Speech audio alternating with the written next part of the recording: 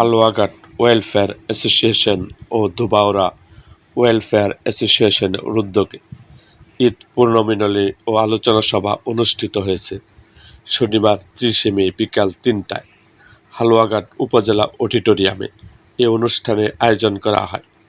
অনুষ্ঠানে প্রধান অতিথি হিসাবে উপস্থিত ছিলেন হালুয়াঘাট উপজেলা নির্বাহী কর্মকর্তা ইউনো জনাব ফয়সাল আহমেদ, হালুয়াঘাট ওয়েলফেয়ার অ্যাসোসিয়েশন কেন্দ্রীয় কমিটির সভাপতি জনাব আলী মুস্তফার সভাপতিত্বে অনুষ্ঠিত সভা সঞ্চালনা করেন সংগঠনের সাধারণ সম্পাদক মোহাম্মদ আমিনুল ইসলাম রতন এবং ধুবাউড়া ওয়েলফেয়ার অ্যাসোসিয়েশনের সাধারণ সম্পাদক মোহাম্মদ শফিকুল ইসলাম।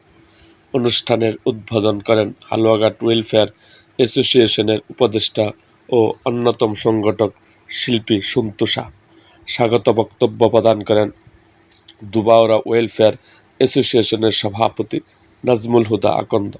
অনুষ্ঠানে বক্তব্য রাখেন হালুয়াঘাট ওয়েলফেয়ার অ্যাসোসিয়েশনের উপদেষ্টা ও অন্যতম সংগঠক কামরুল ইসলাম বেগ, উপদেষ্টা ও অন্যতম সংগঠক শাহ দেলোয়ার হোসেন ও সহসভাপতি কাজল সরকার, সহসভাপতি সুমন সরকার, কেন্দ্রীয় কমিটির সাংগঠনিক সম্পাদক শাহজাহান মিয়া, শেরপুর জেলা শাখার সভাপতি মেহেদী হাসান সুরুজ, গাজীপুর জেলা শাখার সভাপতি আবু আহসান মানিক, ভালুকা উপজেলা শাখার সভাপতি শামীম চৌধুরী, নারায়ণগঞ্জ জেলা শাখার সভাপতি রাশিদুল হক রাশেদ, ঢাকা জেলা শাখার সভাপতি সেলিম ভুঁইয়া এবং হালুয়াঘাট উপজেলা শাখার সভাপতি মাহমুদুল হক রাজীব প্রমুখ।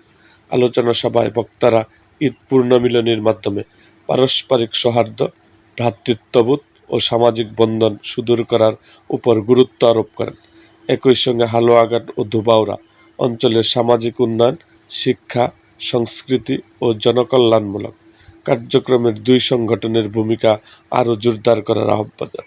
অনুষ্ঠানে হালুয়াঘাট ওয়েলফেয়ার অ্যাসোসিয়েশনের কেন্দ্রীয় কমিটির প্রবাসী শাখা, নারায়ণগঞ্জ জেলা শাখা, গাজীপুর জেলা শাখা, শেরপুর জেলা শাখা, ঢাকা জেলা শাখা, ভালুকা জেলা শাখা সহ ধুবাউড়া ওয়েলফেয়ার অ্যাসোসিয়েশনের নেতৃবৃন্দ ও সদস্যরা উপস্থিত ছিলেন।